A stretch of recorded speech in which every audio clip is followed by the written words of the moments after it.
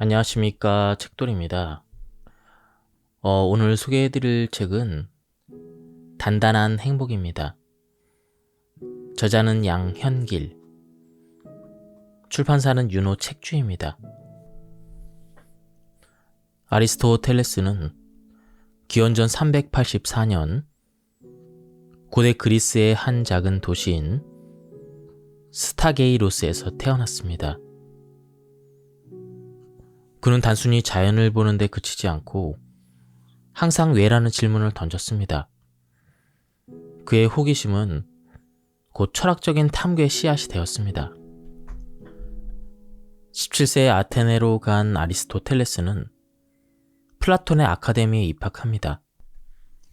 플라톤은 이데아, 즉 완벽한 이상세계가 모든 현실의 근본이라고 가르쳤지만 아리스토텔레스는 왜 우리는 눈에 보이지 않는 이상이 아니라 지금 우리가 발을 딛고 있는 현실에 주목하지 않는가? 이런 의문을 품게 됩니다.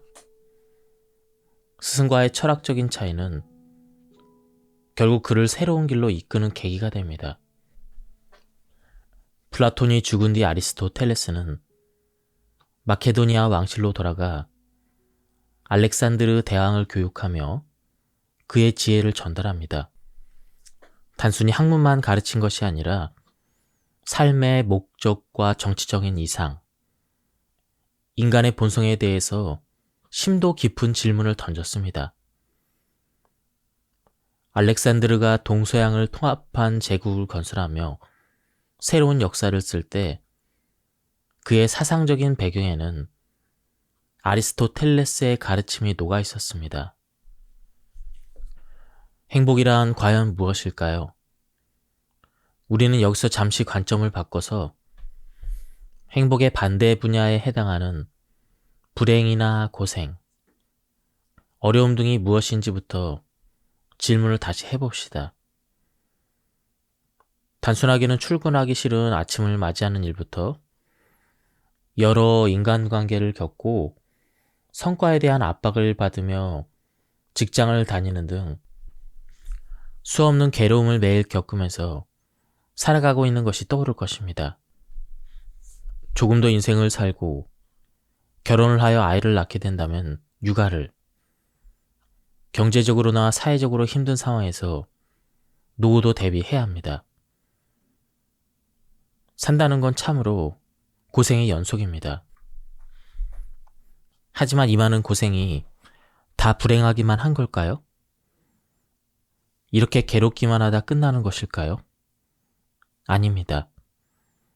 이 경험들 가운데 일부는 추억이 되어 되돌아보면 보람있고 성취감이 남는 기억으로 바뀔 때가 있습니다. 저의 경우에는 육아가 그랬습니다. 쌍둥이 아들 둘을 육아하면서 먹는 것과 자는 것도 제대로 하지 못하고 아이들이 아파서 병원에 입원하기라도 하면 마음까지 괴로워서 너무 힘들었죠. 그런데 참 신기합니다. 아이들이 조금 더 크고 나서 그때의 일을 되돌아보면 행복하다는 감정밖에 남질 않습니다.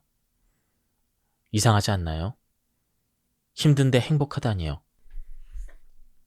저는 아리스토텔레스의 행복에 관한 여러 이론들을 보며 왜 이런 힘듦이 행복으로 바뀌었는지 알게 되었습니다. 육아는 단순히 수단이 아니라 그 자체로 목적이 될 수 있는 일이었기 때문입니다. 행복이란 삶의 의미이자 목적이요, 인간 존재의 총체적인 목표이자 끝입니다. 아리스토텔레스는 인간의 삶에서 수단이 아닌 목적을 추구할 때 비로소 진정한 행복에 도달한다고 말했습니다. 저의 경험에 빗대어 생각해보면 육아 초기에는 아이들을 잘 키우기 위해 무엇을 해야 하고 어떤 계획을 세워야 하는지에만 계속 몰두한 것입니다. 그러나 아이들이 웃는 모습을 바라보는 순간이나 서로 손을 꼭 잡고 잠든 모습을 지켜보는 시간은 그 자체로 저를 행복하게 만들었고 제 삶의 목적으로 삼아야 할 가치가 무엇인지 깨닫게 해준 것입니다. 아리스토텔레스의 생각들은 인생의 방향을 알려주는데 매우 유용합니다. 아리스토텔레스는 행복이란 단순히 결과물에 그치는 것이 아니라 인생에서 어떻게 행동하는지와 깊이 연결되어 있다고 보았습니다. 우리가 어떤 행동을 지속적으로 하느냐에 따라 행복한지가 결정된다는 뜻입니다. 내가 반복해서 하는 행동이 바로 나라는 사람이 누구인가를 결정하고 결국 나의 인생을 결정하게 되기 때문입니다. 이 책을 통해 아리스토텔레스가 행복에 관해 어떻게 생각했는지, 또 그러한 삶을 살기 위해 우리가 알아야 할 것들이 무엇이 있는지를 좀 더 자세하게 이야기하려고 합니다. 우리는 모두 순간순간 찾아오는 인생의 파도에 휩쓸리지 않는 단단한 삶을 원합니다. 그렇게 하려면 오늘은 행복하지만 내일은 바로 불행해지는 롤러코스터와 같은 삶 대신 지속적인 행복을 누릴 수 있도록 준비를 해야겠습니다.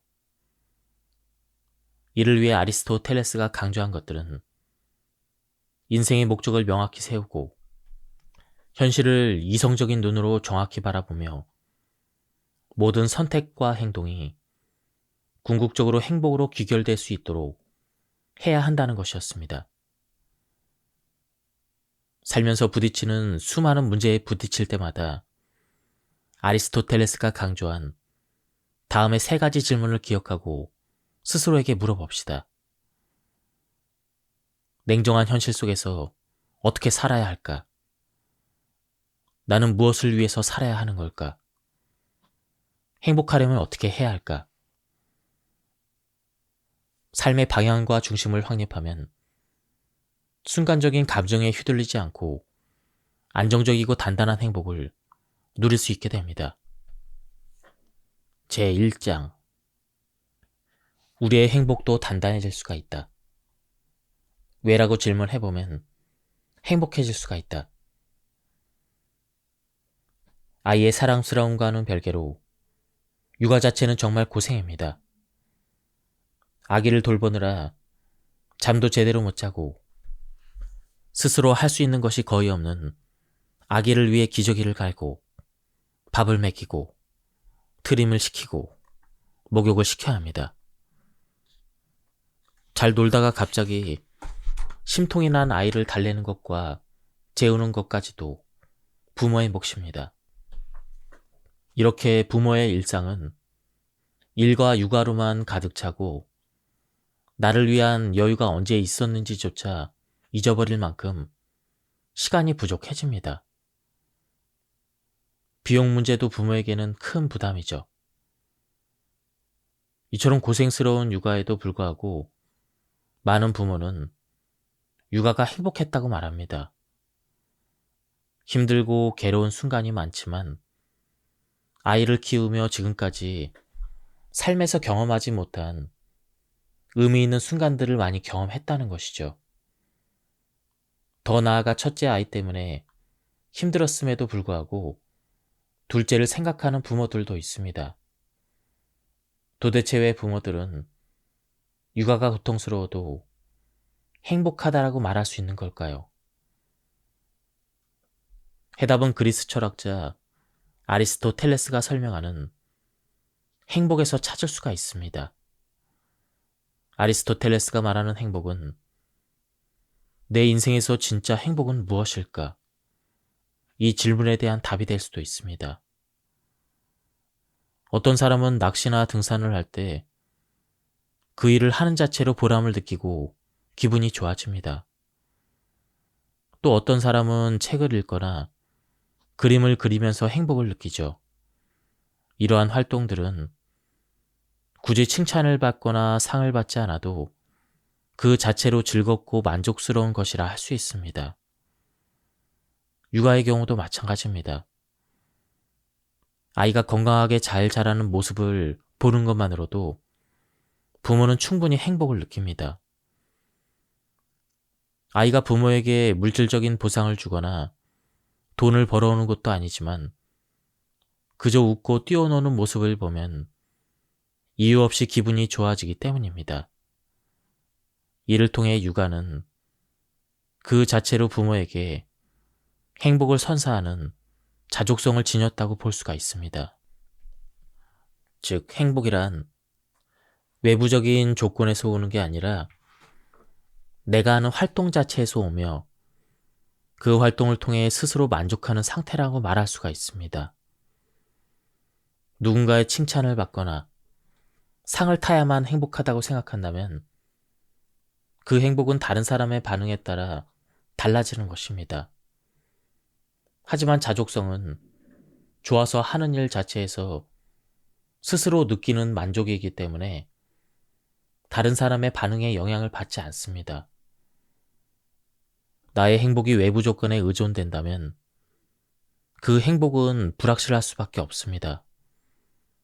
만약 그림을 그리는 것을 좋아하는 사람이 다른 사람의 칭찬이나 전시회에서 상을 받는 것을 행복의 조건이라고 생각한다면 그 기대가 충족되지 않았을 때 실망할 가능성이 큽니다.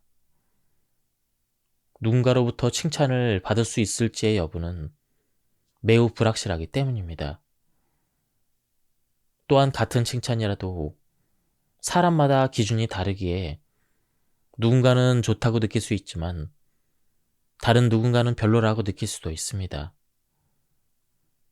그러나 그림을 그리는 그 자체에서 창작의 기쁨을 느낀다면 상이나 칭찬이 없이도 그 활동은 큰 만족을 줄 것입니다.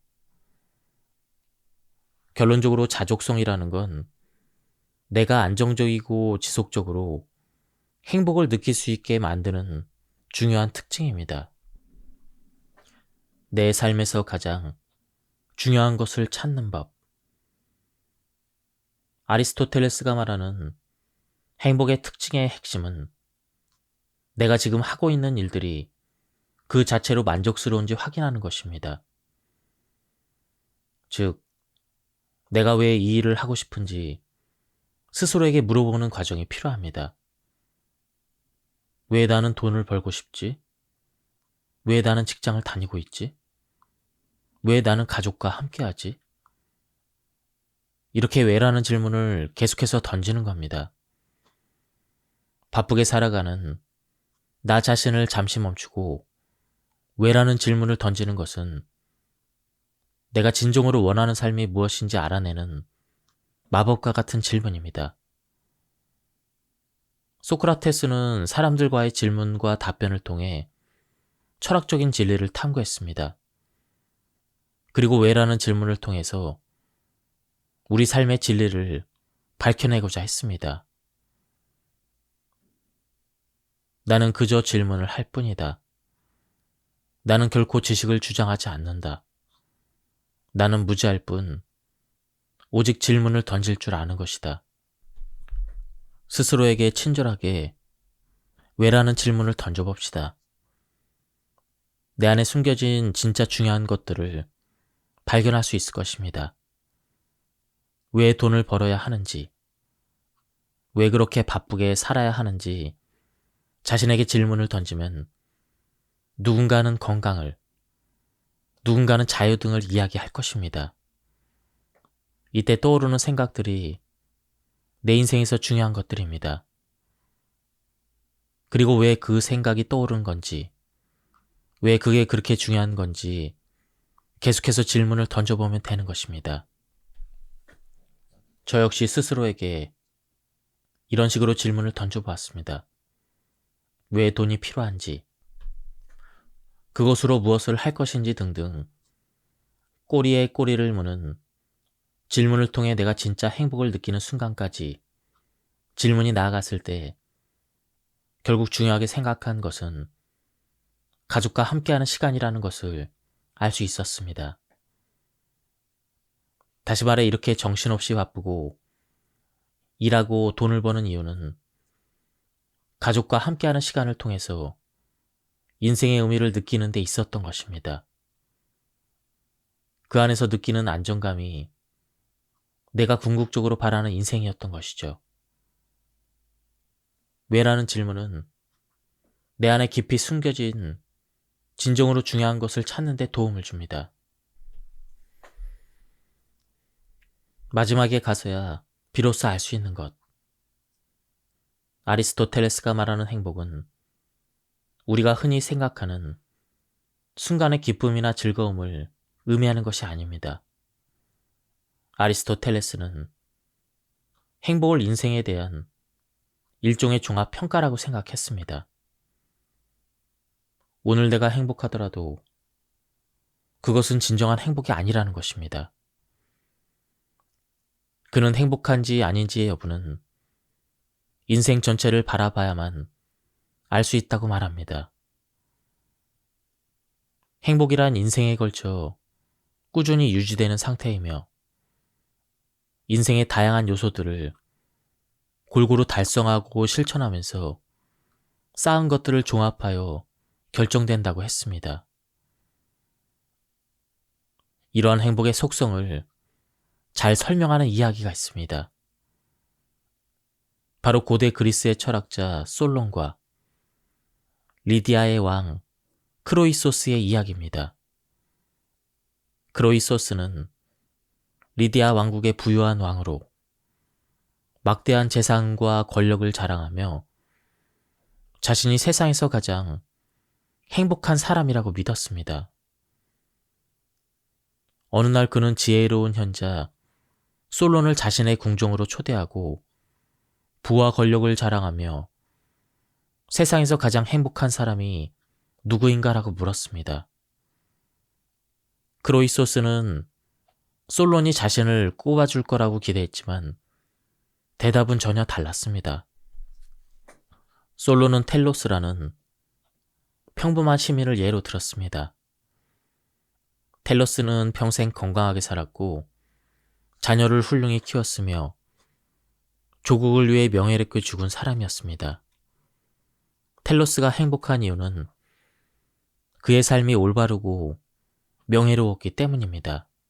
이렇게 설명합니다. 크로이소스는 이 대답에 실망했지만 다시 솔론에게 그렇다면 세상에서 두 번째로 행복한 사람이 누구인가? 하고 묻습니다. 이번에 솔론은 클레오비스와 비톤이라는 두 형제를 언급합니다. 그들은 어머니를 공경하고 훌륭한 일을 한 뒤에 편안하게 죽음을 맞이한 사람들이었기 때문에 행복하다고 말합니다. 크로이소스는 계속해서 자신의 이름이 나오지 않자 불만을 품고 왜 자신이 행복한 사람으로 꼽히지 않는지 묻습니다. 이에 솔로는 행복은 살아있는 동안 쉽게 판단할 수 없으며 인생의 끝을 보기 전까지는 그 사람이 진정으로 행복한지 알 수 없습니다. 이렇게 답합니다. 인생은 예측할 수 없는 변화를 겪으며 아무리 부유하고 권력 있는 사람이라도 인생의 마지막 순간까지 그가 행복한지 판단할 수 없다는 것입니다. 두 사람의 대화로부터 몇 년이 지나 크레이소스는 페르시아 제국의 키루스 대왕과의 전쟁에서 패했습니다. 그리고 사형을 선고받았습니다.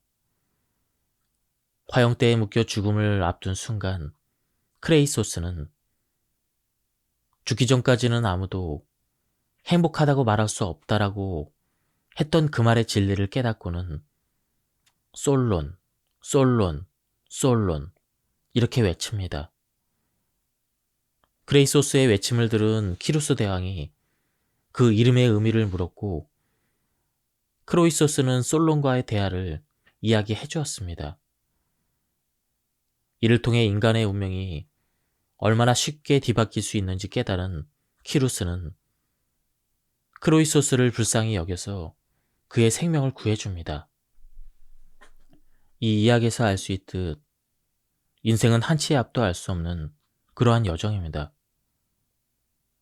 오늘 내가 행복하다 하더라도 내일 불행해진다면 그것은 종합적으로 보았을 때 진정한 행복이라고 할 수 없습니다.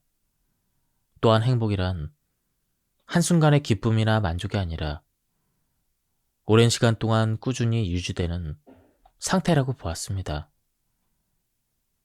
인생 전체에서 좋은 삶을 살아가는 과정을 통해 행복이 결정되는 것입니다.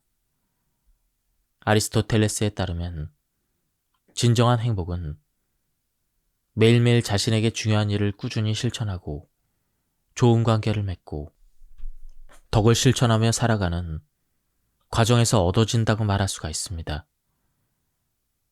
그래서 아리스토텔레스가 말하는 행복은 우리가 흔히 생각하는 순간의 기쁨이나 만족이 아니라 인생 전체를 봐야 합니다. 인생의 변곡점에 이르렀을 때 삶이 힘들다고 해서 함부로 불행하다고 단정 지을 필요는 없습니다. 마찬가지로 지금까지 삶이 행복했다고 해서 방심해서도 안 됩니다. 아직 인생의 여정이 끝나지 않았기 때문입니다. 인생이 종합평가라면 가장 중요한 것은 오늘 내가 하는 행동들입니다. 이 행동이 나라는 사람을 만들고 그것이 모여서 결국 인생을 결정하기 때문입니다. 돈이나 건강이 꼭 행복인 것은 아닙니다. 앞서 말한 것처럼 외적인 조건은 행복을 위한 도구일 뿐이지 행복 그 자체는 아니기 때문입니다. 오히려 그 사람이 어떤 사람인가, 즉 어떻게 어려운 환경을 받아들이고 극복하는가가 훨씬 더 중요한 요소라고 보았습니다. 아리스토텔레스는 지혜로운 사람은 주어진 상황 속에서 가장 좋은 선택을 하며 불운한 환경을 극복하고 결국 행복을 찾을 수 있다고 말했습니다. 이것은 단순히 외부 환경이 불행을 결정짓는 것이 아니라 이성적 판단과 내면의 힘을 통해 상황을 극복할 수 있다는 점을 짚은 것입니다. 스토아 철학자 에픽테토스 또한 비슷한 이야기를 했습니다. 그 역시 환경 자체가 우리를 불행하게 만드는 것이 아니라 우리가 그 환경을 어떻게 받아들이고 해석하느냐에 따라 인생이 결정된다고 보았습니다. 결국 불행이란 상황을 어떻게 받아들이고 거기에 어떠한 의미를 부여하는가에 달려 있습니다. 내가 어려운 상황에 처했을 때 그 상황을 이성적으로 판단하고 자기 성찰을 통해 극복할 수 있다면 더 나은 선택을 하고 성숙한 인생을 살아갈 수가 있습니다. 관조적인 삶이란 무엇일까요? 관조라는 단어에서 관은 본다라는 뜻이고 조는 비춘다라는 뜻입니다. 즉 관조는 대상을 바라보고 그 본질을 꿰뚫어보며 이를 통해 진리를 깨닫는 행위를 의미합니다. 그래서 관조적인 삶이란 단순히 조용히 생각에 잠기는 것을 넘어 진리를 탐구하고 사물의 본질을 깊이 이해하는 그러한 삶을 의미합니다. 이는 철학적인 사회뿐만 아니라 문학이나 예술, 음악 등 우리의 내면을 울리는 모든 활동을 포함합니다. 관조적인 삶의 핵심은 이 활동이 다른 무언가를 얻기 위한 수단이 아니라 그 자체가 목적이라는 것입니다. 즉, 그 행위 자체에서 만족과 기쁨을 느낄 수 있는 삶입니다. 아리스토텔레스는 돈이나 명예, 권력, 건강 같은 외적인 조건만으로는 진정한 행복을 얻을 수 없다고 말합니다. 대신 인간의 고유 능력을 가장 잘 발휘할 수 있는 그러한 활동 속에서 진정한 행복을 찾을 수 있다고 주장했습니다. 이러한 활동을 중심으로 살아가는 방식을 바로 관조적인 삶이라 불렀습니다. 관조적인 삶을 살아가는 사람은 외부 조건이나 타인의 평가에 크게 의존하지 않았습니다. 예를 들어 용감한 사람이 용기를 발휘하려면 상대방이 필요하지만 관조적인 삶을 사는 사람은 혼자서도 진리를 탐구하고 삶의 의미를 느낄 수가 있습니다. 이런 점에서 관조적인 삶은 다른 삶의 방식과 뚜렷하게 구분이 되는 것입니다. 무엇보다 이 삶은 스스로 만족할 수 있다는 특징이 있습니다. 관조적인 활동은 어떤 결과를 얻기 위한 것이 아니라 그 자체로 완전한 만족과 충만함을 제공합니다. 예를 들어 철학적 사유나 예술 감상은 단순히 재미를 넘어서 우리에게 깊은 내적 기쁨과 깨달음을 줍니다. 이 활동은 부족함이 없이 충만하기 때문에 진정한 행복을 경험하게 만드는 것입니다. 관조적인 삶의 또 다른 매력은 지속적인 만족을 제공한다는 것입니다. 돈이나 명예처럼 시간이 지나면서 실증이 나거나 소멸되는 것이 아니라 매 순간 새롭게 즐겁습니다. 진리를 탐구하거나 예술을 감상하는 과정은 끊임없이 새로운 시각과 감동을 선사하기 때문이죠. 그렇다면 현대에서는 어떻게 관조적인 삶을 실현할 수 있을까요? 오늘날처럼 문화 콘텐츠가 발달한 시대에는 문학 읽기, 미술 감상, 음악 감상 같은 활동을 통해서 비교적 손쉽게 관조적인 삶을 실현할 수가 있습니다. 또한 자연을 관찰하거나 명상을 하는 간단한 활동도 관조적인 삶의 한 형태가 될 수가 있습니다. 중요한 것은 삶을 깊이 돌아보고 내면에서 만족을 찾는 마음가짐입니다. 사실 관조적인 삶은 몰입의 개념과 밀접하게 연결이 됩니다. 우리는 철학적인 사색, 학문적인 연구, 예술 창작과 같은 그런 활동을 할 때 깊이 몰입하게 됩니다. 관조적인 삶은 이성을 활용하여 진리와 본질을 탐구하는 활동이기 때문에 단순히 앉아서 생각하는 것을 넘어 깊은 집중과 몰입이 필요한 그런 상황과 동일해지는 것입니다. 몰입의 상태에서는 외부의 방해 요소가 사라지고 자신이 하는 일에 완전히 빠져듭니다. 이런 몰입은 관조적인 삶에서 요구하는 깊은 집중과 사유를 가능하게 합니다. 몰입 상태에 있을 때 우리는 활동 자체에서 즐거움을 느끼고 외부의 보상이나 타인의 평가에 의존하지 않습니다. 이와 마찬가지로 관조적인 삶도 자족적인 삶을 추구합니다. 관조적 삶이 중시하는 것은 외부적 성공이나 감각적인 즐거움이 아니라 내면에서 오는 평온과 만족입니다. 몰입 상태에서 얻은 성취감과 내적 만족은 관조적 삶이 궁극적으로 지향하는 목표와 일치합니다. 철학적 문제를 깊이 탐구하거나 예술 작품을 창작할 때 몰입 상태에 들어가면 우리는 단순히 결과를 위해서 일하는 것이 아니라 그 과정 자체에서 깊은 기쁨과 충족감을 느낄 수가 있습니다. 이러한 내적 즐거움은 관조적 삶이 추구하는 깊고 지속적인 행복과 연결되는 것입니다. 관조적 삶과 몰입이 공유하는 중요한 특징 가운데 하나는 외부 요인에 의존하지 않는다는 것입니다. 결론적으로 관조적인 삶을 실천하려면 몰입하게 하는 활동을 찾는 것이 중요합니다. 이는 단순히 시간을 보내는 일이 아니라 자신이 깊이 빠져들고 집중하는 활동입니다. 독서나 글쓰기, 예술 창작, 운동, 명상과 같은 활동이 이에 해당합니다. 중요한 것은 활동 결과가 아닌 과정 자체에서 가치를 느껴야 한다는 점이죠. 과정에 집중할 때 우리는 외부 조건에 구애받지 않고 내면의 평온과 만족을 경험할 수가 있습니다. 몰입은 일상에서 얼마든지 가능합니다. 자연을 관찰하며 산책을 하거나 설거지할 때 물의 감촉에 집중하는 것 또한 훌륭한 몰입 경험이 됩니다.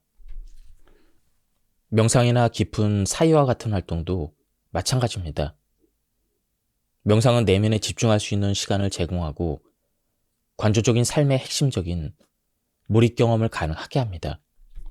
중요한 것은 자신에게 의미 있는 활동을 꾸준히 실천하며 몰입의 깊이를 확장하는 것입니다. 결국 몰입 상태에서 관조적 삶이 구체화된다고 볼 수가 있습니다. 몰입은 활동 그 자체에서 만족감을 얻고 내면의 평온을 찾는 방법입니다. 자신이 몰입할 수 있는 활동을 찾고 꾸준히 반복한다면 관조적 삶이 주는 진정한 행복을 경험할 수가 있을 것입니다. 다음은 중용입니다. 항상 성실하고 열정적으로 살아온 한 사람이 있습니다. 그는 30대 중반에 대기업에서 중간 관리자로 승진했습니다. 그때부터 회사에서 24시간 일하는 기계처럼 변해버렸죠. 하지만 몇 년이 더 지나면서 문제가 생기기 시작했습니다. 어느 날 퇴근 후에 집에 들어가자 어린 딸이 그를 낯설어 했던 것입니다. 점점 극심해지는 피로와 스트레스 때문에 잠도 제대로 이루지 못했고 결국 건강 문제로 병원을 찾았습니다. 그 순간에 그는 깨달았습니다. 성공만을 쫓느라 삶의 다른 중요한 부분들을 잃어가고 있었던 것입니다. 인생의 균형이 무너진 것이죠. 이 이야기는 우리 모두에게 낯설지 않습니다. 삶에서 균형을 맞추는 일은 왜 이렇게 어려울까요? 일과 가정, 성공과 휴식 사이에서 우리는 늘 어느 한쪽으로 기울어 있곤 합니다. 일이 중요하다고 생각하면 지나치게 몰두해서 건강을 잃거나 가족과의 관계가 소원해지기 쉽습니다. 반대로 업무를 너무 멀리하다 보면 직장에서 성취감을 잃거나 뒤처지게 됩니다. 이런 복잡한 삶의 문제들에 대해서 아리스토텔레스는 오래전부터 우리에게 답을 주고 있습니다. 바로 인생의 중용을 적용하는 것입니다. 중용이란 어느 한쪽으로 치우치지 않고 적절한 선택을 할 수 있도록 도와주는 판단 기준입니다. 중용에서의 중은 중간이 아니라 적중하다에 가까운 의미를 가지고 있습니다. 때문에 중용을 지키면 가장 적절한 행동을 할 수 있고 삶을 더 잘 살아가게 됩니다. 이런 삶의 태도는 궁극적으로 행복과 연결됩니다. 아리스토텔레스는 중용의 예시로서 용기와 절제, 온화, 진실성, 재치 등을 들었습니다. 너무 대담하면 무모해지고 너무 부족하면 겁쟁이가 됩니다. 용기는 무모와 비겁 사이에 놓인 중형입니다.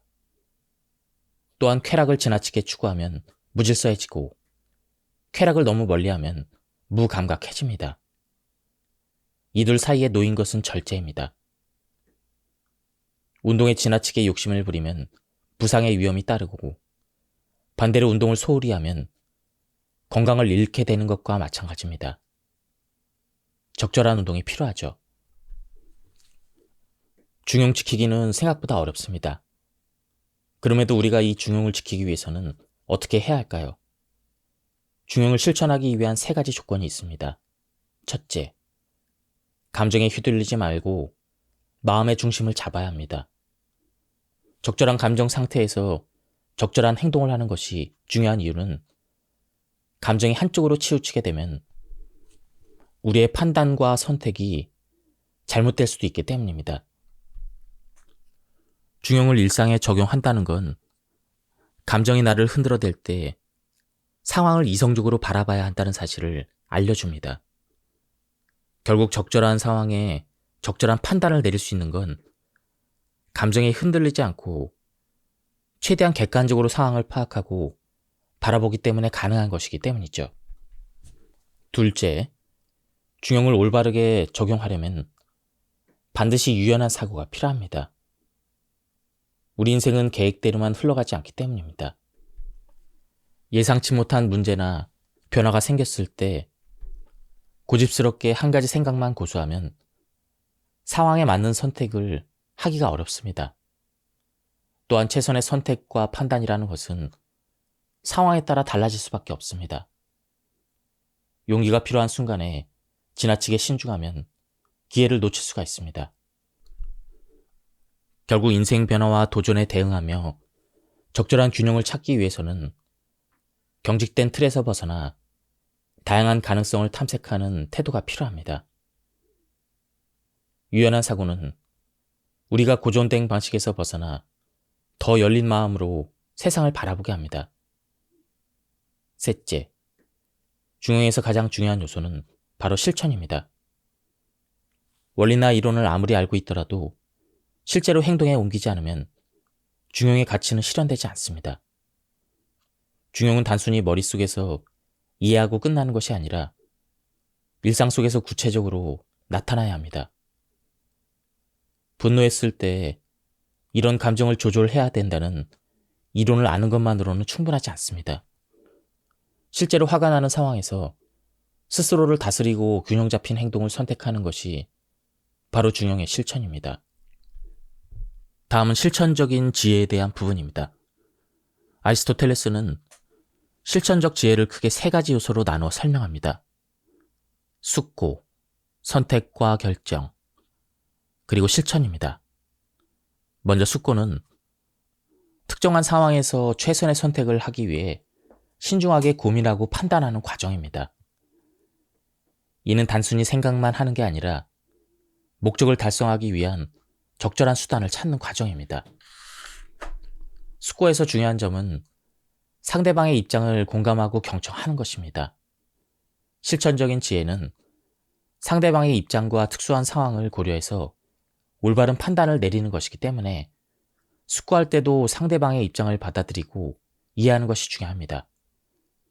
대부분의 부모의 입장에서는 자녀의 인생에서 가장 중요한 것이 공부 문제라고 생각할 수가 있습니다. 하지만 자식의 입장에서는 큰 스트레스가 될 수가 있습니다.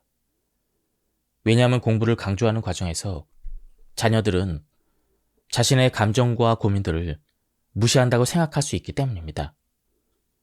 그렇기 때문에 더욱 철저하게 자식의 입장에서 상황을 받아들이고 이해하려는 노력이 필요합니다. 공감과 경청은 단순히 상대방의 말을 듣는 것이 아닙니다. 생각과 감정을 존중하고 그 상황에서 오는 어려움을 이해하는 것입니다. 아직 어리니까 저건 틀린 생각이야. 이런 식으로 접근하는 것이 아니라 자식이 왜 그렇게 생각하는지 그리고 왜 그렇게 반응하는지 깊이 이해하려는 태도가 필요합니다. 이렇게 자식들과 같은 문제에 있어서 실천적 지혜를 발휘해서 상대방의 입장을 깊이 공감하고 그에 따른 적절한 행동을 한다면 두 사람의 관계가 개선될 가능성이 커집니다. 이러한 접근은 일방적인 명령이나 지시가 아닌 함께 해결책을 찾아가는 대화로 이어질 것입니다. 아리스토텔레스는 우리가 결정을 내릴 때 반드시 참된 이성과 올바른 욕구가 결합돼야 한다고 강조했습니다. 여기서 이성은 선택지에 대한 논리적이고 합리적인 사고를 의미하며 욕구는 내가 무엇을 원하는가에 대한 답입니다. 부모와 자식 간의 관계에서 종종 부모는 자신이 해내지 못한 일을 자식이 대신 이루어주길 바라는 기대감을 갖게 됩니다. 이것은 자식의 인생을 진심으로 존중하고 응원하는 것이 아니라 부모 자신의 욕구가 뒤에 숨어 있습니다. 부모 자신이 자식에게 원하는 것만 강조하다 보면 자식을 향한 강압이나 압박으로 작용할 때가 많습니다. 결론적으로 내가 무엇을 선택하려는지, 그 선택이 어디에서 비롯되었는지를 성찰하는 시간은 꼭 필요합니다. 진정으로 원하는 것이 무엇인지, 욕구의 근원이 무엇인지 스스로에게 질문을 던지는 것입니다. 여기서 올바른 선택과 결정을 내리기 위한 깊은 고민이 동반돼야 합니다. 지금까지 이 책에 대한 리뷰를 모두 마쳤습니다. 이 책은 굉장히 가독력이 좋으면서도 깊은 지혜를 담고 있는 그런 책이었습니다. 한번 책을 구해서 읽어보실 것을 추천드립니다. 여기서 리뷰를 마치도록 하겠습니다. 감사합니다. 안녕하십니까, 책돌이입니다. 오늘 소개해드릴 책은 단단한 행복입니다.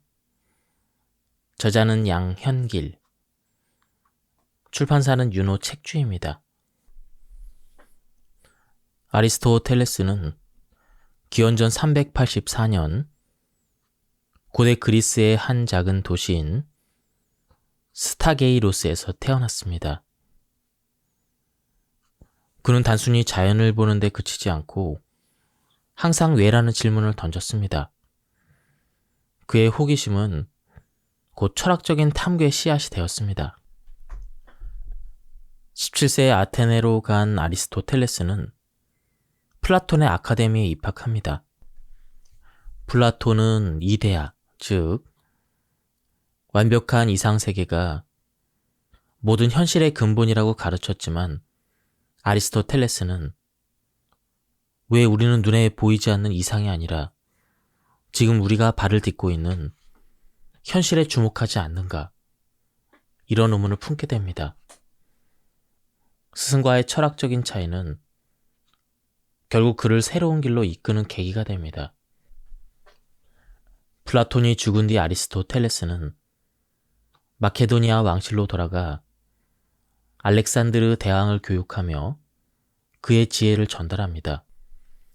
단순히 학문만 가르친 것이 아니라 삶의 목적과 정치적인 이상, 인간의 본성에 대해서 심도 깊은 질문을 던졌습니다.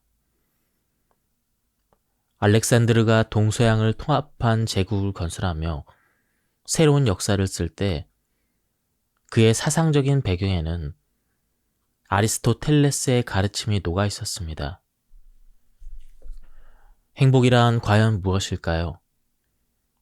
우리는 여기서 잠시 관점을 바꿔서 행복의 반대 분야에 해당하는 불행이나 고생, 어려움 등이 무엇인지부터 질문을 다시 해봅시다.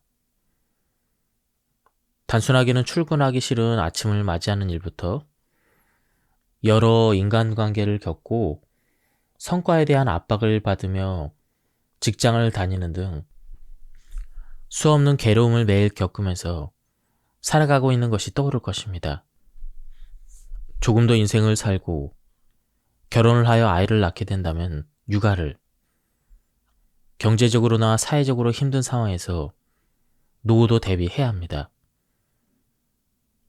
산다는 건 참으로 고생의 연속입니다. 하지만 이 많은 고생이 다 불행하기만 한 걸까요? 이렇게 괴롭기만 하다 끝나는 것일까요? 아닙니다. 이 경험들 가운데 일부는 추억이 되어 되돌아보면 보람있고 성취감이 남는 기억으로 바뀔 때가 있습니다. 저의 경우에는 육아가 그랬습니다.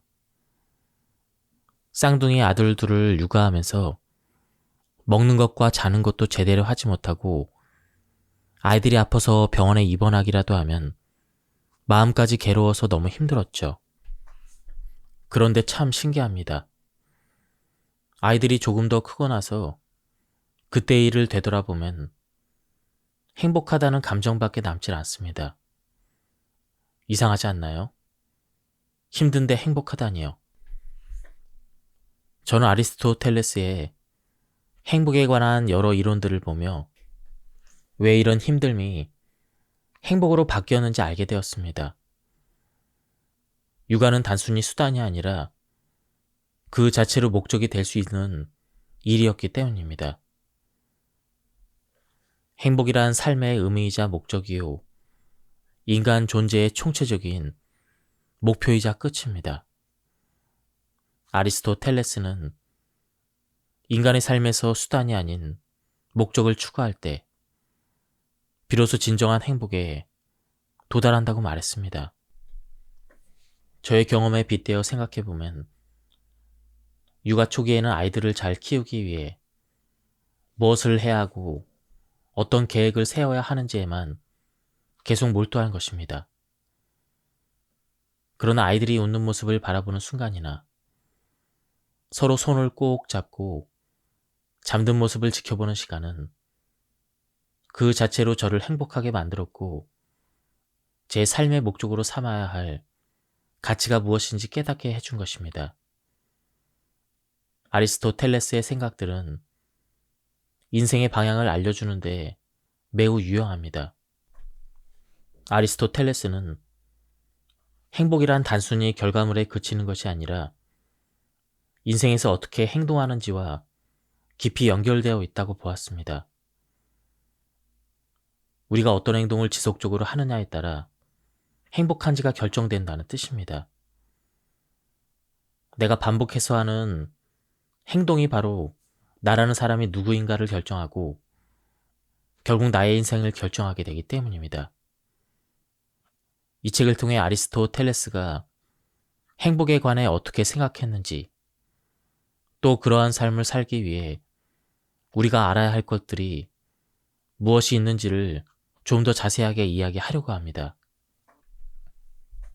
우리는 모두 순간순간 찾아오는 인생의 파도에 휩쓸리지 않는 단단한 삶을 원합니다.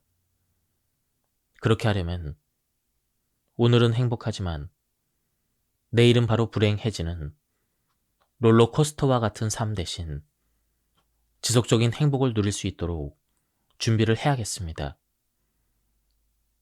이를 위해 아리스토텔레스가 강조한 것들은 인생의 목적을 명확히 세우고 현실을 이성적인 눈으로 정확히 바라보며 모든 선택과 행동이 궁극적으로 행복으로 귀결될 수 있도록 해야 한다는 것이었습니다.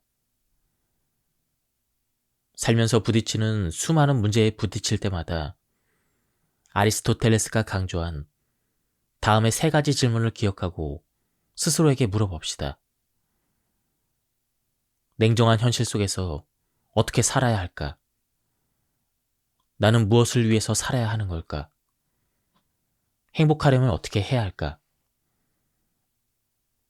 삶의 방향과 중심을 확립하면 순간적인 감정에 휘둘리지 않고 안정적이고 단단한 행복을 누릴 수 있게 됩니다. 제1장 우리의 행복도 단단해질 수가 있다. 왜라고 질문해보면 행복해질 수가 있다. 아이의 사랑스러움과는 별개로 육아 자체는 정말 고생입니다. 아기를 돌보느라 잠도 제대로 못 자고 스스로 할 수 있는 것이 거의 없는 아기를 위해 기저귀를 갈고 밥을 먹이고 트림을 시키고 목욕을 시켜야 합니다.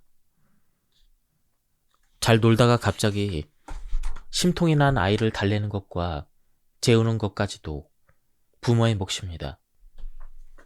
이렇게 부모의 일상은 일과 육아로만 가득 차고 나를 위한 여유가 언제 있었는지조차 잊어버릴 만큼 시간이 부족해집니다.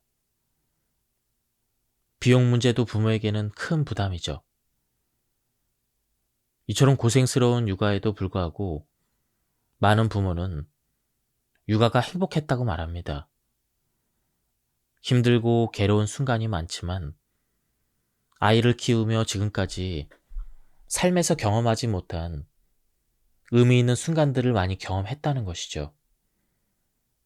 더 나아가 첫째 아이 때문에 힘들었음에도 불구하고 둘째를 생각하는 부모들도 있습니다. 도대체 왜 부모들은 육아가 고통스러워도 행복하다라고 말할 수 있는 걸까요? 해답은 그리스 철학자 아리스토텔레스가 설명하는 행복에서 찾을 수가 있습니다. 아리스토텔레스가 말하는 행복은 내 인생에서 진짜 행복은 무엇일까? 이 질문에 대한 답이 될 수도 있습니다. 어떤 사람은 낚시나 등산을 할 때 그 일을 하는 자체로 보람을 느끼고 기분이 좋아집니다. 또 어떤 사람은 책을 읽거나 그림을 그리면서 행복을 느끼죠. 이러한 활동들은 굳이 칭찬을 받거나 상을 받지 않아도 그 자체로 즐겁고 만족스러운 것이라 할 수 있습니다. 육아의 경우도 마찬가지입니다. 아이가 건강하게 잘 자라는 모습을 보는 것만으로도 부모는 충분히 행복을 느낍니다. 아이가 부모에게 물질적인 보상을 주거나 돈을 벌어오는 것도 아니지만 그저 웃고 뛰어노는 모습을 보면 이유 없이 기분이 좋아지기 때문입니다. 이를 통해 육아는 그 자체로 부모에게 행복을 선사하는 자족성을 지녔다고 볼 수가 있습니다. 즉, 행복이란 외부적인 조건에서 오는 게 아니라 내가 하는 활동 자체에서 오며 그 활동을 통해 스스로 만족하는 상태라고 말할 수가 있습니다. 누군가의 칭찬을 받거나 상을 타야만 행복하다고 생각한다면 그 행복은 다른 사람의 반응에 따라 달라지는 것입니다. 하지만 자족성은 좋아서 하는 일 자체에서 스스로 느끼는 만족이기 때문에 다른 사람의 반응에 영향을 받지 않습니다. 나의 행복이 외부 조건에 의존된다면 그 행복은 불확실할 수밖에 없습니다. 만약 그림을 그리는 것을 좋아하는 사람이 다른 사람의 칭찬이나 전시회에서 상을 받는 것을 행복의 조건이라고 생각한다면 그 기대가 충족되지 않았을 때 실망할 가능성이 큽니다. 누군가로부터 칭찬을 받을 수 있을지의 여부는 매우 불확실하기 때문입니다.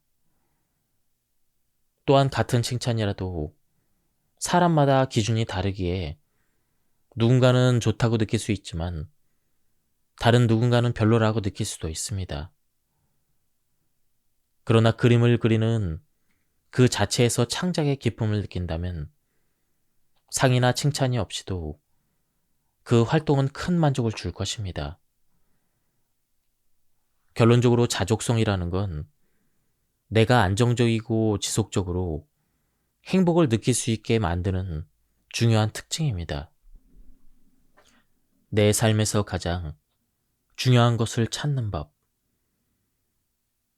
아리스토텔레스가 말하는 행복의 특징의 핵심은 내가 지금 하고 있는 일들이 그 자체로 만족스러운지 확인하는 것입니다. 즉, 내가 왜 이 일을 하고 싶은지 스스로에게 물어보는 과정이 필요합니다. 왜 나는 돈을 벌고 싶지? 왜 나는 직장을 다니고 있지? 왜 나는 가족과 함께하지? 이렇게 왜라는 질문을 계속해서 던지는 겁니다. 바쁘게 살아가는 나 자신을 잠시 멈추고 왜라는 질문을 던지는 것은 내가 진정으로 원하는 삶이 무엇인지 알아내는 마법과 같은 질문입니다. 소크라테스는 사람들과의 질문과 답변을 통해 철학적인 진리를 탐구했습니다. 그리고 왜라는 질문을 통해서 우리 삶의 진리를 밝혀내고자 했습니다. 나는 그저 질문을 할 뿐이다. 나는 결코 지식을 주장하지 않는다. 나는 무지할 뿐 오직 질문을 던질 줄 아는 것이다. 스스로에게 친절하게 왜라는 질문을 던져봅시다. 내 안에 숨겨진 진짜 중요한 것들을 발견할 수 있을 것입니다. 왜 돈을 벌어야 하는지, 왜 그렇게 바쁘게 살아야 하는지 자신에게 질문을 던지면 누군가는 건강을, 누군가는 자유 등을 이야기할 것입니다. 이때 떠오르는 생각들이 내 인생에서 중요한 것들입니다. 그리고 왜 그 생각이 떠오른 건지, 왜 그게 그렇게 중요한 건지 계속해서 질문을 던져보면 되는 것입니다.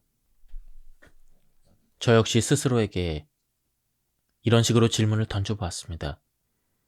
왜 돈이 필요한지, 그것으로 무엇을 할 것인지 등등 꼬리에 꼬리를 무는 질문을 통해 내가 진짜 행복을 느끼는 순간까지 질문이 나아갔을 때 결국 중요하게 생각한 것은 가족과 함께하는 시간이라는 것을 알 수 있었습니다.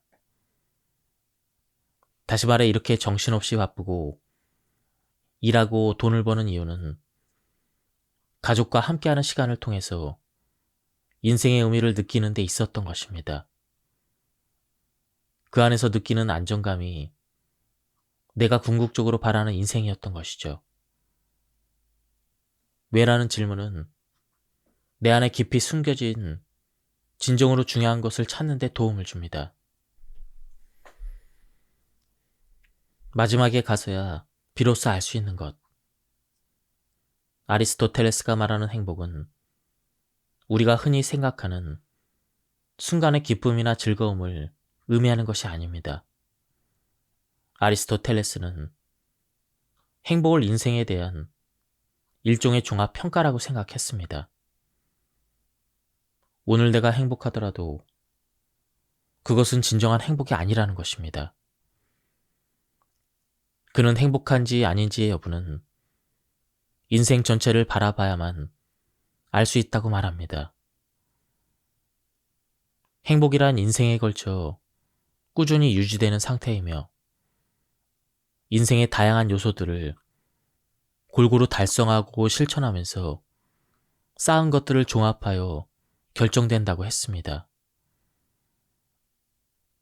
이러한 행복의 속성을 잘 설명하는 이야기가 있습니다. 바로 고대 그리스의 철학자 솔론과 리디아의 왕 크로이소스의 이야기입니다. 크로이소스는 리디아 왕국의 부유한 왕으로 막대한 재산과 권력을 자랑하며 자신이 세상에서 가장 행복한 사람이라고 믿었습니다. 어느 날 그는 지혜로운 현자 솔론을 자신의 궁정으로 초대하고 부와 권력을 자랑하며 세상에서 가장 행복한 사람이 누구인가라고 물었습니다. 크로이소스는 솔론이 자신을 꼽아줄 거라고 기대했지만 대답은 전혀 달랐습니다.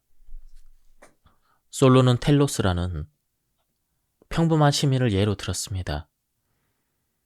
텔로스는 평생 건강하게 살았고 자녀를 훌륭히 키웠으며 조국을 위해 명예롭게 죽은 사람이었습니다. 텔로스가 행복한 이유는 그의 삶이 올바르고 명예로웠기 때문입니다. 이렇게 설명합니다. 크로이소스는 이 대답에 실망했지만 다시 솔론에게 그렇다면 세상에서 두 번째로 행복한 사람이 누구인가? 하고 묻습니다. 이번에 솔론은 클레오비스와 비톤이라는 두 형제를 언급합니다.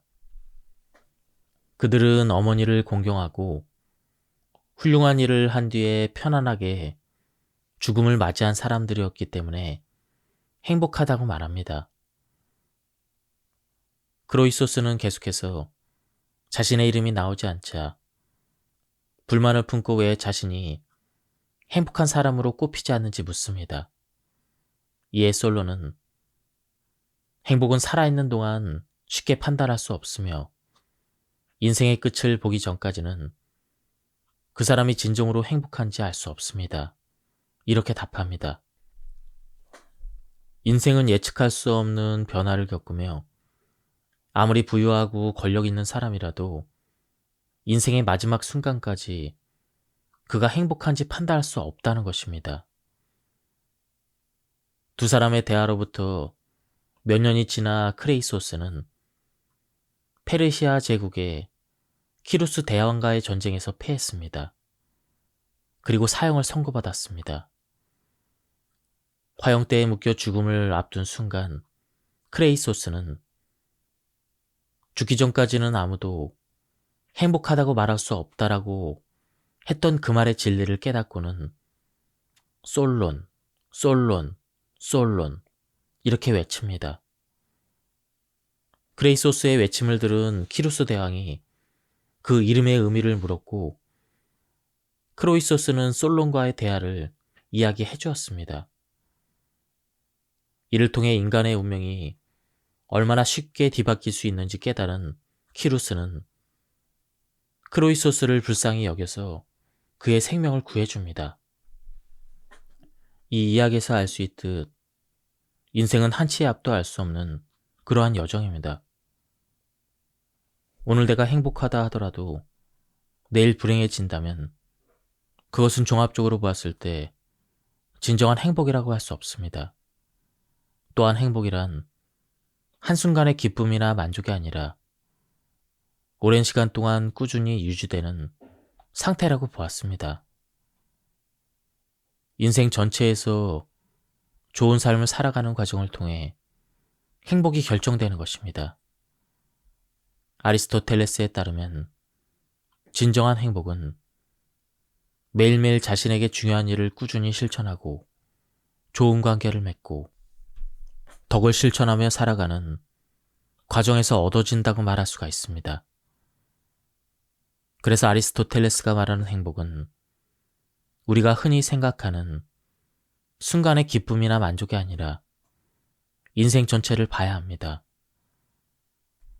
인생의 변곡점에 이르렀을 때 삶이 힘들다고 해서 함부로 불행하다고 단정 지을 필요는 없습니다.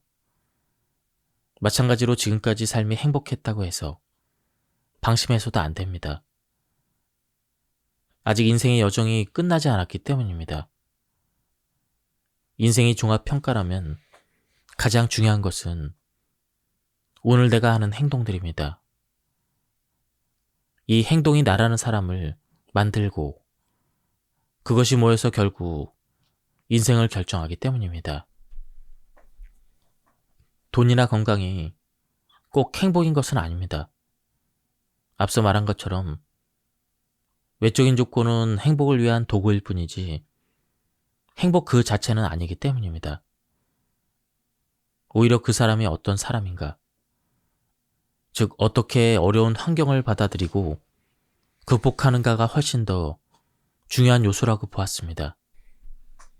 아리스토텔레스는 지혜로운 사람은 주어진 상황 속에서 가장 좋은 선택을 하며 불운한 환경을 극복하고 결국 행복을 찾을 수 있다고 말했습니다.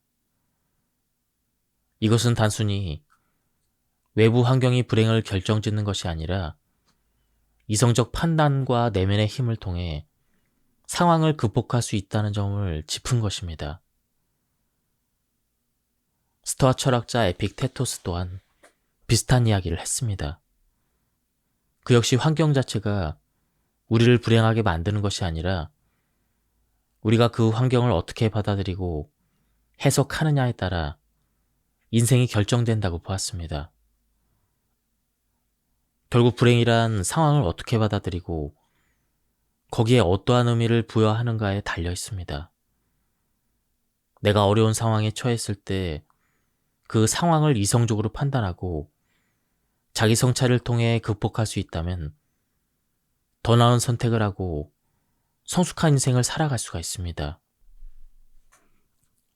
관조적인 삶이란 무엇일까요?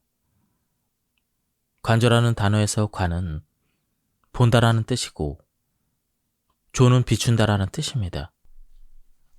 즉 관조는 대상을 바라보고 그 본질을 꿰뚫어보며 이를 통해 진리를 깨닫는 행위를 의미합니다. 그래서 관조적인 삶이란 단순히 조용히 생각에 잠기는 것을 넘어 진리를 탐구하고 사물의 본질을 깊이 이해하는 그러한 삶을 의미합니다. 이는 철학적인 사회뿐만 아니라 문학이나 예술, 음악 등 우리의 내면을 울리는 모든 활동을 포함합니다. 관조적인 삶의 핵심은 이 활동이 다른 무언가를 얻기 위한 수단이 아니라 그 자체가 목적이라는 것입니다. 즉, 그 행위 자체에서 만족과 기쁨을 느낄 수 있는 삶입니다. 아리스토텔레스는 돈이나 명예, 권력, 건강 같은 외적인 조건만으로는 진정한 행복을 얻을 수 없다고 말합니다. 대신 인간의 고유 능력을 가장 잘 발휘할 수 있는 그러한 활동 속에서 진정한 행복을 찾을 수 있다고 주장했습니다. 이러한 활동을 중심으로 살아가는 방식을 바로 관조적인 삶이라 불렀습니다. 관조적인 삶을 살아가는 사람은 외부 조건이나 타인의 평가에 크게 의존하지 않았습니다. 예를 들어 용감한 사람이 용기를 발휘하려면 상대방이 필요하지만 관조적인 삶을 사는 사람은 혼자서도 진리를 탐구하고 삶의 의미를 느낄 수가 있습니다. 이런 점에서 관조적인 삶은 다른 삶의 방식과 뚜렷하게 구분이 되는 것입니다. 무엇보다 이 삶은 스스로 만족할 수 있다는 특징이 있습니다. 관조적인 활동은 어떤 결과를 얻기 위한 것이 아니라 그 자체로 완전한 만족과 충만함을 제공합니다.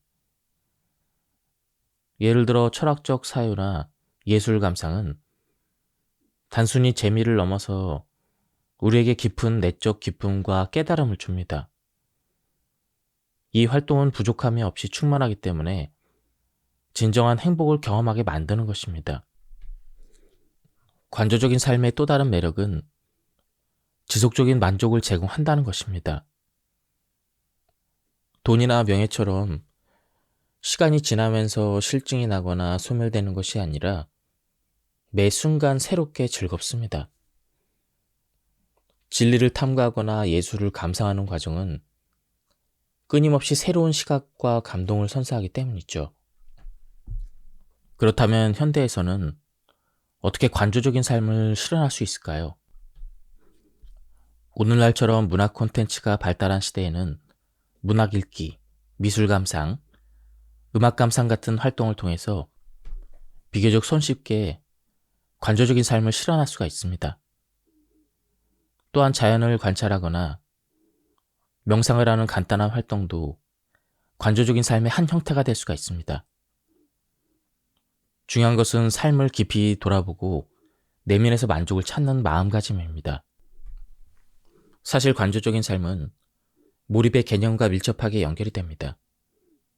우리는 철학적인 사색, 학문적인 연구, 예술 창작과 같은 그런 활동을 할 때 깊이 몰입하게 됩니다.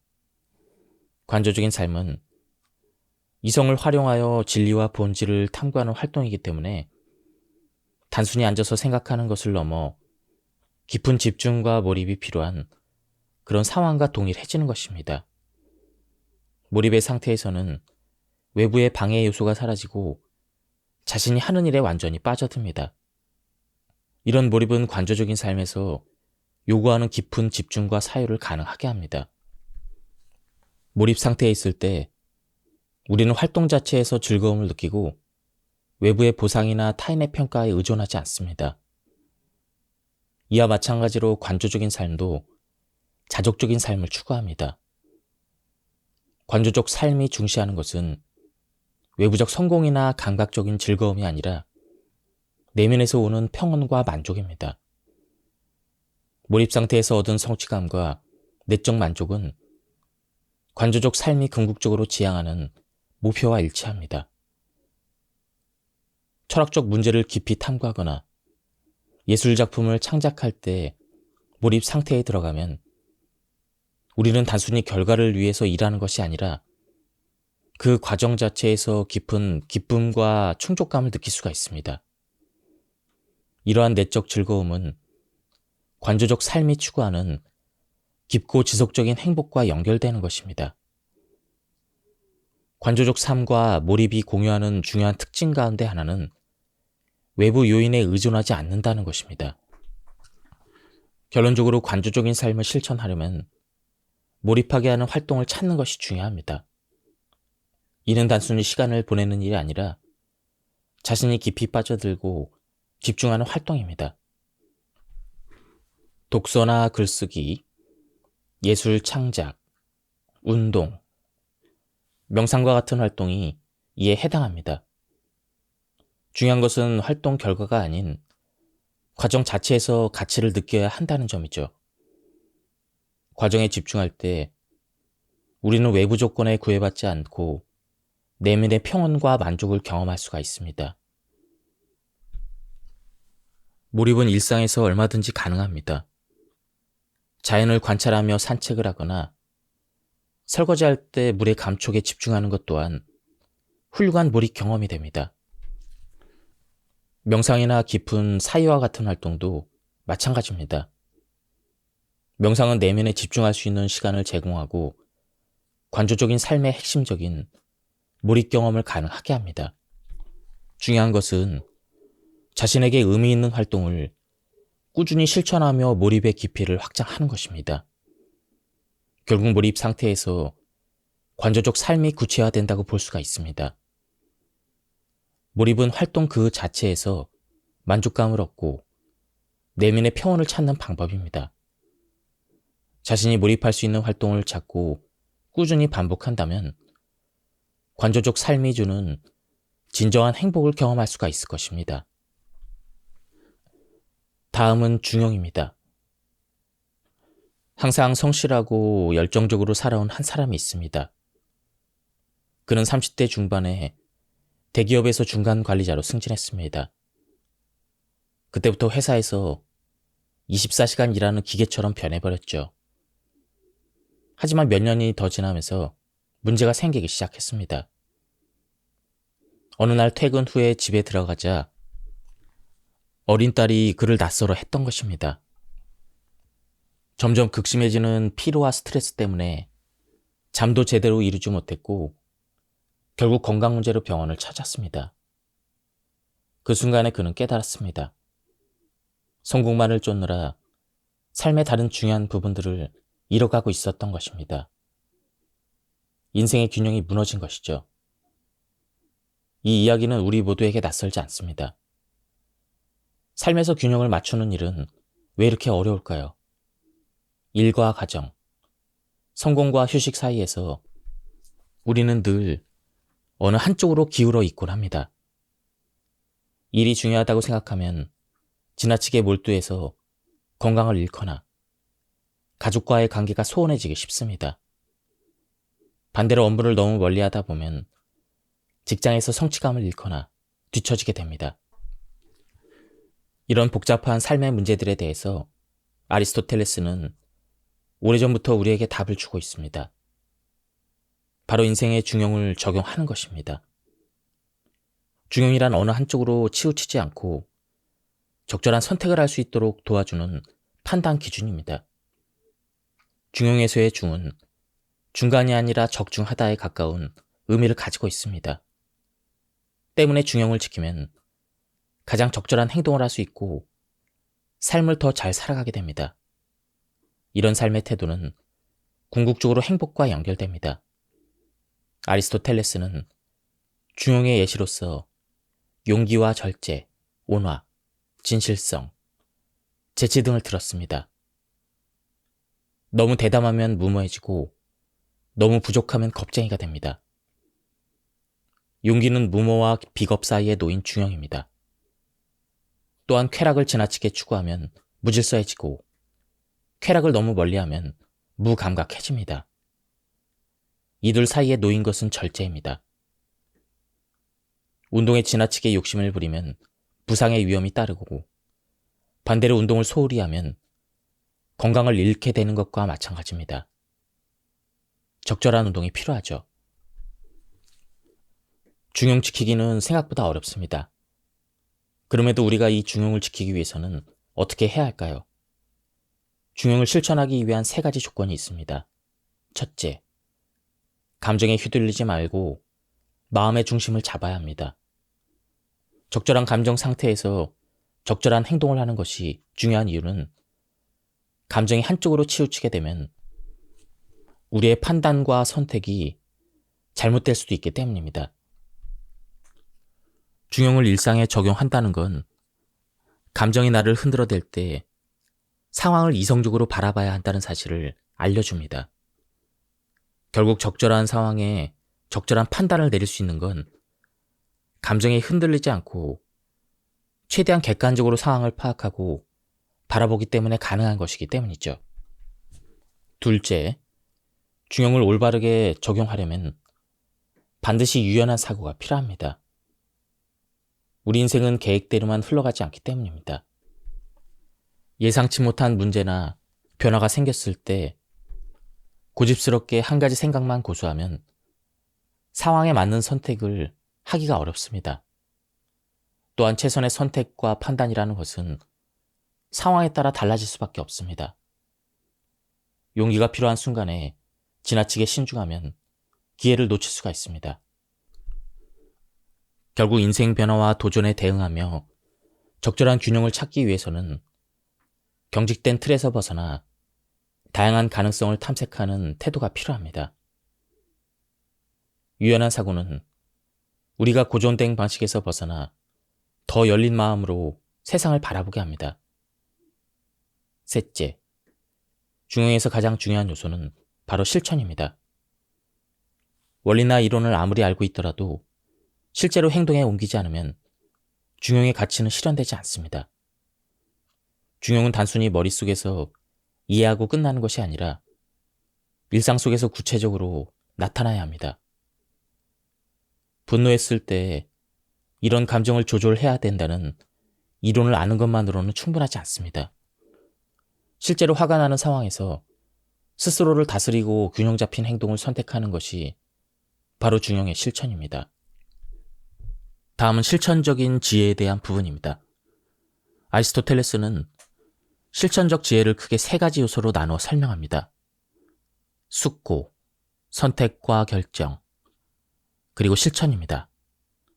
먼저 숙고는 특정한 상황에서 최선의 선택을 하기 위해 신중하게 고민하고 판단하는 과정입니다.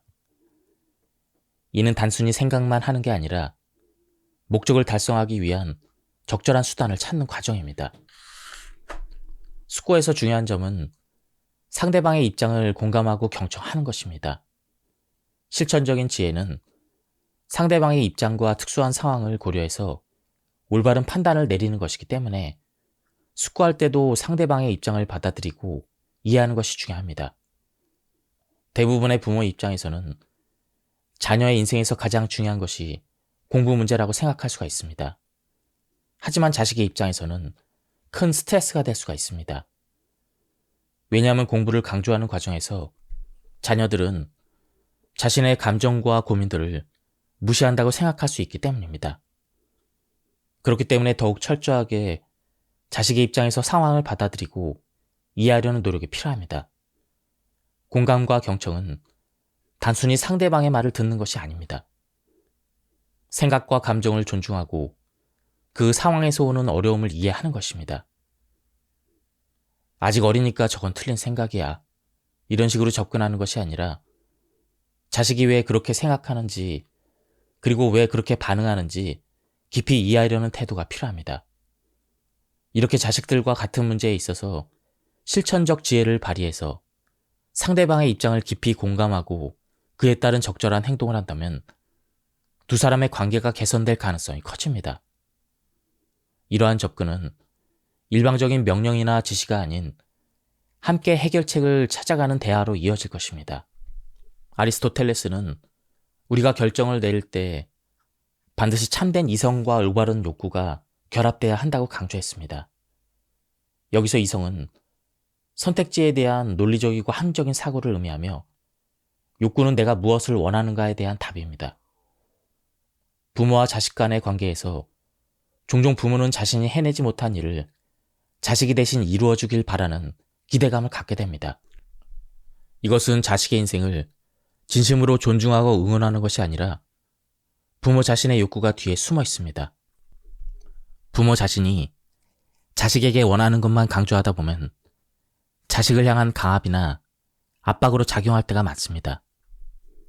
결론적으로 내가 무엇을 선택하려는지, 그 선택이 어디에서 비롯되었는지를 성찰하는 시간은 꼭 필요합니다. 진정으로 원하는 것이 무엇인지, 욕구의 근원이 무엇인지 스스로에게 질문을 던지는 것입니다. 여기서 올바른 선택과 결정을 내리기 위한 깊은 고민이 동반돼야 합니다. 지금까지 이 책에 대한 리뷰를 모두 마쳤습니다. 이 책은 굉장히 가독력이 좋으면서도 깊은 지혜를 담고 있는 그런 책이었습니다. 한번 책을 구해서 읽어보실 것을 추천드립니다. 여기서 리뷰를 마치도록 하겠습니다. 감사합니다.